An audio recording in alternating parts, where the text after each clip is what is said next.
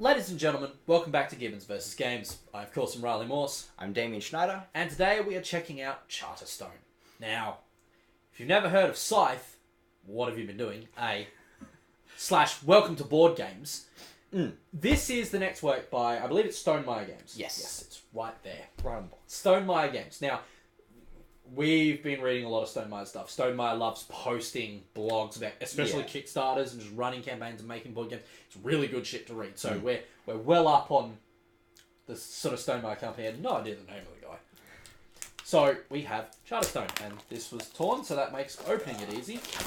Yeah. So this is different. So if you've never played Scythe, it is a big Euro territory claim board game. A refreshing lack of a war. Well, not lack of, but less of a focus on the war. You don't have to go and punch people in the face if you don't want to. Yeah.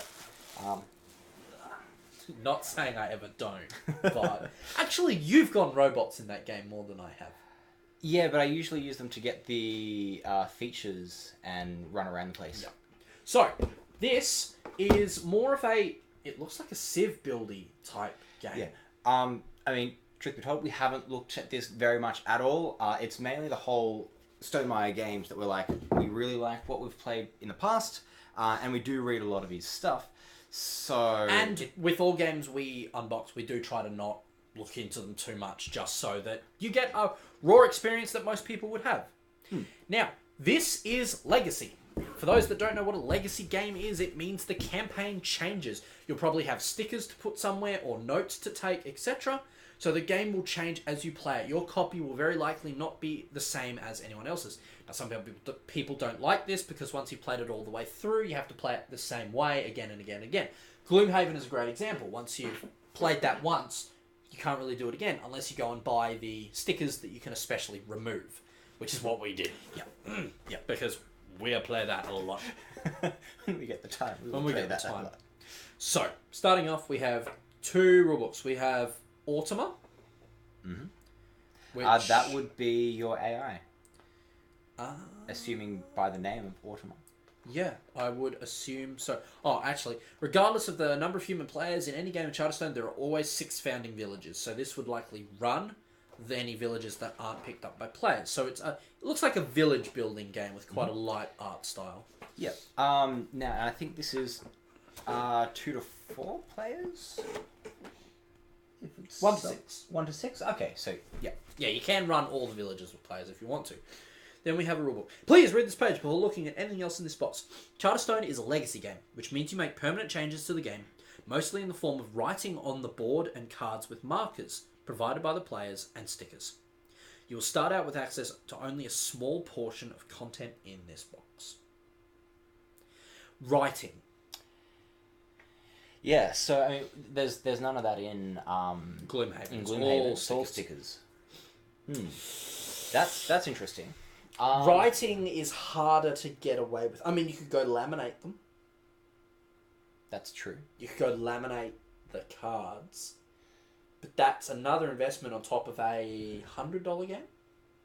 Yeah. Oh, it's 110 retail in Australia. I'm not sure. I mean, let's get this out there. We haven't had a ton of experience with Legacy. We don't really know if it's our thing. It's something interesting and it's new and it's, everyone's trying to get in on this Legacy. I believe it was started by Risk Legacy. So, it's interesting. Whether that will be a pain writing on your cards? Well, the other thing is, I think this is the same for you and me, that our handwriting isn't always the nicest thing. Yeah. Epileptic pigeon is how mine has been described. So, yeah, whether that means because you're actually permanently marking the cards yourself, that would make it a little bit odd. Interesting. You have a rulebook here. It doesn't quite look complete. These are empty slots for rules. So, obviously some of the cards are going to actually impact the rulebook. Maybe that's some of the stickers. Interesting. Other than that, it's high art. Enough colour, especially once you get the stickers in there. Stories. Again, more stickers, it looks like, and symbols. So it's not a very big rule book. No, it's not. No. So, looks like the cards or the stickers will tell you most of what to do in the game. Interesting. We have an index guide. Only look at the indexing guide when opening a crate. So we Random loot, I guess. Yeah, we don't. Courtney's not here. Here we have what looks like an Uno card. So that's Actually, yeah. a board for something, and it has that very Uno-esque type curve in the corners of it, which is kind of odd. Now, I do have the same on 2 different sides. Yeah, that's exactly what I've got. I'm wondering if that is meaning that you can actually have 2 different Campaigns. things. I don't know. Because the rulebook would be edited the same way, though. You don't have 2 rulebooks. Yeah, that's true. Yep, no, fair enough. Okay. Alright, sure. Then you have... Oh, big game board. Alright, time to move. Off to the side. Ooh. Okay, yeah, that's a nice art style. Miss I like. Yeah. So it is a very Simplistic, sort of simplistic, cartoony. yeah, like the big bobblehead sort of. But it's very crisp and clean. Very well drawn. It looks lovely. I like this guy here. There's like a little Yeah. rock golem just chilling out. Alright. So what is this around the edge? It's a tracker that goes to 99 turns. But I mean, this would be victory points. You see it in a lot of things. So right. that I can't remember. Lords of Waterdeep is one of them that will have the score going around the outside. Yeah. Okay. So that looks very nice. Now you probably there can't are see, hexes. Yeah, you can't see. Probably can't see them on the camera, but you've got really faint outlines over there, which I assume is for stickers and stuff like that. Or putting things, models and such. Okay. Interesting. If there are models. Did you just not notice the entire other side? Well, alright then. So we've got a whole nother side which is much of a muchness. Has a few more of these banners. It doesn't have as many of the other little regions and stuff on it. So there's no little rock golem and stuff. Or... Yeah, because we've got... no, there's only really like Cloudport and stuff there. No, Cloudport, Rock Golem. Oh, right. It's just over the other side. Okay. So it's got slightly more of these banners and it's got whatever this track here is. And that track there. Sure they weren't on the other side? No, they're on the other side too. Okay, then no, it's just a... So maybe you're right. Maybe there is 2 campaigns you can do. Okay, that's interesting. So you can mark it twice, effectively. You can run through the game twice, ever, without removable stickers / laminating your cards, etc. Alright, and then as with most Legacy games, you have boxes, which you will be instructed to open at certain times. We are going to probably play through a campaign of this eventually, show the video. Yeah. But we will open a box or 2. So is there... I mean, there's the index there. That might be a good place to start. I mean, that just looks open. That's... What the... Oh. Other side. Right. Wow. Okay. So... yeah, so we've got index on the inside here as well as a whole heap of different cards. And... I mean... And they're all in their own sealed packs. And there's a whole bloody indexing guide on the inside of the box. What type of game is this? Wow. Yeah, no, we were thinking that this was going to be light, a much lighter game, just judging by the art style on it, and just like the images that we've seen online. Yeah. But we still do have this very simplistic sort of symbol type thing. We actually do have some text on here as well, which very light text, yeah. though, so it wouldn't be hard to translate. Yeah, but it's usually if there is any sort of text that needs to be printed again for a different language, or whether or not they're just like, oh no, we'll just keep that there. Yeah. Yeah, I don't know. So this is the scriptorium. So we have wooden tokens for the various things. We've got a big, sexy wooden dice with the symbols that match these. And then we have gorgeous metal coins. Thank you, Stonemeyer. Yep. Stonemeyer does really good quality stuff. Typical... Oh, wow. It's even the same bags for food as... You get pumpkins. Yeah, you get pumpkins, you get your wood, you get your steel. So it's much the same wooden components as you get in, say... Scythe, that's the one. Thank you. That's it. It's not like I own all the expansions or anything. Of course not. Okay. The beans. Dickens. Yeah, there we go. Oh, they are clinky as hell. I just needed a moment of silent appreciation, I feel. Cool. Yeah, and again, that's... Yeah, they're really good weight. They're really well made. I mean, that's D&D as hell. There you go. Oh, there's 5 gold pieces for your trouble 4, but whatever. There are only ones. Yeah, there are only ones. So I don't imagine it's a high currency game.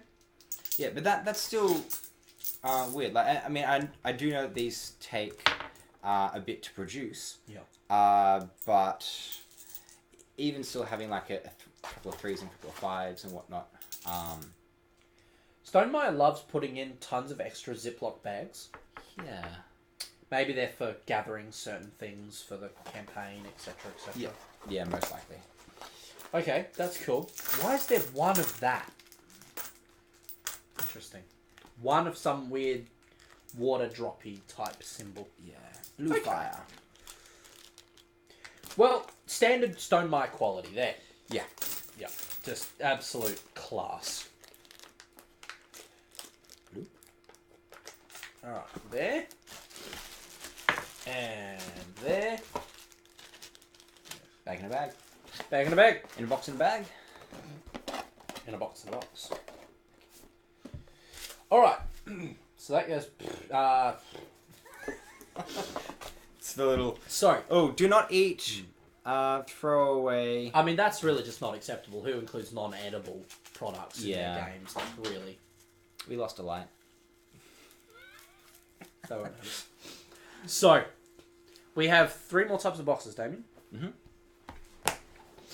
We have some Roman numeral boxes. We have an archive, and then the various little symbols. Yep. Let's open one of each.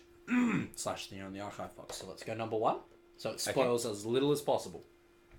I will do this one. You can have a bigger one. Or do you want the cutesy box? Go for it. Not what I expected. Straight away, I expected small cards, a la Zombicide. What I got was wooden components. They are the most adorable little cubes. You Wow, can have yeah. that. They are really small. Like, almost as in... So if kind of you've like got... medical tablet small and just Yeah. down a couple As of in, definitely not safe for kids, small. So, if you've got wooden tokens for your food, your metal, etc., what's this for then? It might just be like an easier way of keeping track of high accounts of it, potentially. Although they're not really... They're not the same They're colours. not all matching up. No, there's no pumpkin. That's... Yeah? No? Okay. Well, Interesting. We're going to find out. No idea. Archive? Archive, yeah. Well, I can tell you exactly what's inside this box. Okay, give it a shake for me.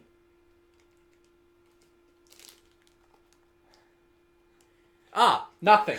Absolutely nothing. So that's maybe where you store things that you're currently using. Yeah. Yada, yada, yada. No, that's a good idea. Okay, well, that's your box. My quota No, is go. terrible. So what do we want? They're called charter chests.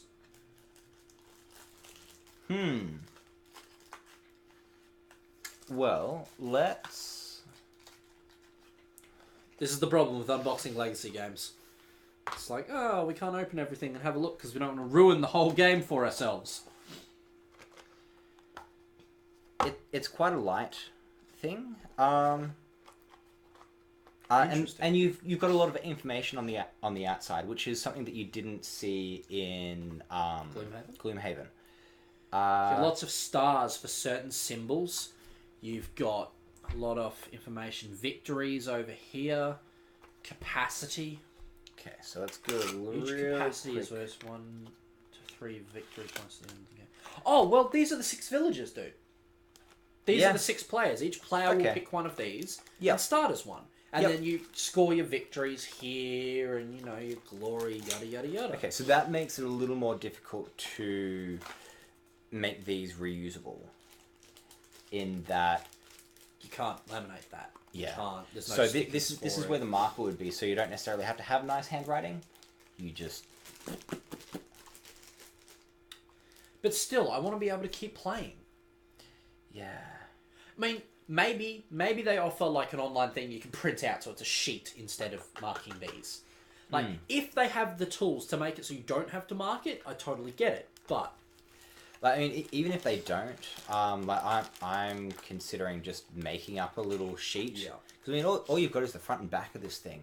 Yeah. And you just have that sitting as your player thing, and just mark it off. And if you print them, you can have as many as you like. Damien, what are the stickers? Stickers.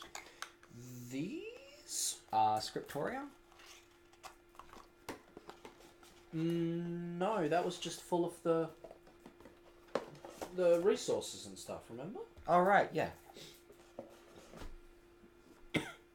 Maybe these are... Look how thick they are.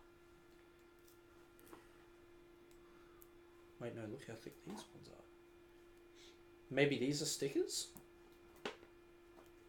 Yeah, Or I'm are not sure. these stickers? No, yeah, these are stickers, so you can see how... Like, if Oh, you run can actually pull off the building. Yeah, okay. So you've got them in card form, and then you can, like, after you've used it on the card, you... Maybe. So that's what it'll take. So the resource cost in the corner is what it takes to build, and then onto the board it goes. That makes it more difficult. Makes it a lot more difficult. Interesting. So this is... I don't think you can cheat this one. It's not like Gloomhaven where you can just buy this extra pack. This is... You play it and... So what happens once you've built things? Can you never play it again? Interesting. This is something going to consider. Something we'll learn, I guess, right? Yeah, we'll find it out eventually.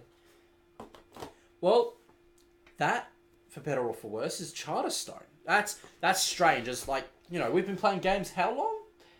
Yeah, quite a while. Yeah, quite a while. You longer than me, old man.